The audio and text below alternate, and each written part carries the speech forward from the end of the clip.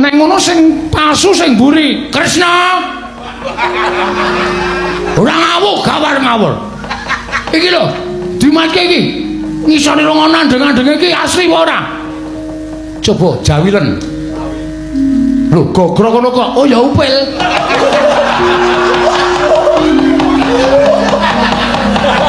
Ngandeng-andeng kok gogrok. Mantap.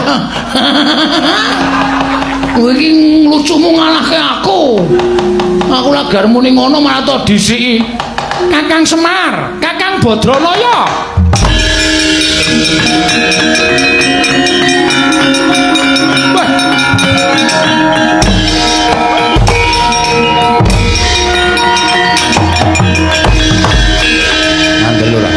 Kula wis iso nitik. Titikane piye Kakang sing wantun males ngampleng niku mung anak kula Bagong sing tenang. Nek liyane Semara iso. Lah iki ketok sik ngarep niki ndara sing ora sak tenane idone mati. Wah, ayo. Wah.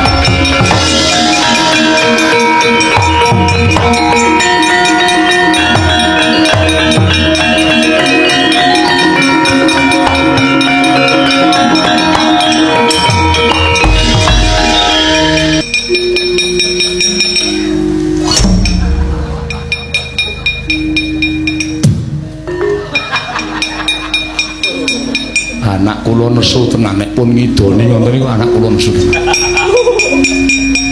Rene.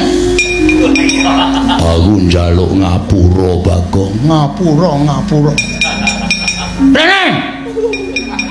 Iya. Adombe. Moh.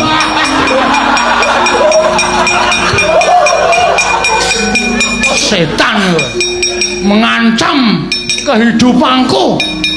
Buah warse ya kaya ngono kowe. Ayo, kowe tak pasrahke Bagong ajur kowe. Aduh sinuwun. Kula sampun tobat. Kancamu sapa? Kula namung piyambakane. Bali. Kula dipun utus Iwang Pandya Betari Durga. Omong nek ora kelakon penjangane Bali. Aja ganggu gawe katentreman ning mapan kene, ganggu gawe celana. Tak pasrahke Bagong mati kewirangan kowe. Aduh, Bagong, aku njaluk ngapura Bagong. 200. Iya. Ora bakal wegah nyotampanana. Matur nuwun.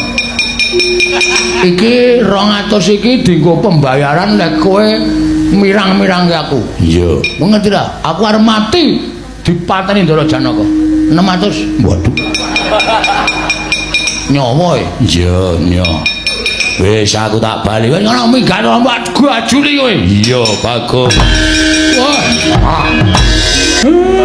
Sareng kula pikir-pikir sedaya menika jebul mungkin arya lelampahan.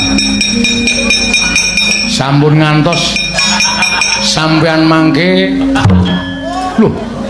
Bagong iki piye to? Engko ndak Semar cerewet wae ora bubar-bubar.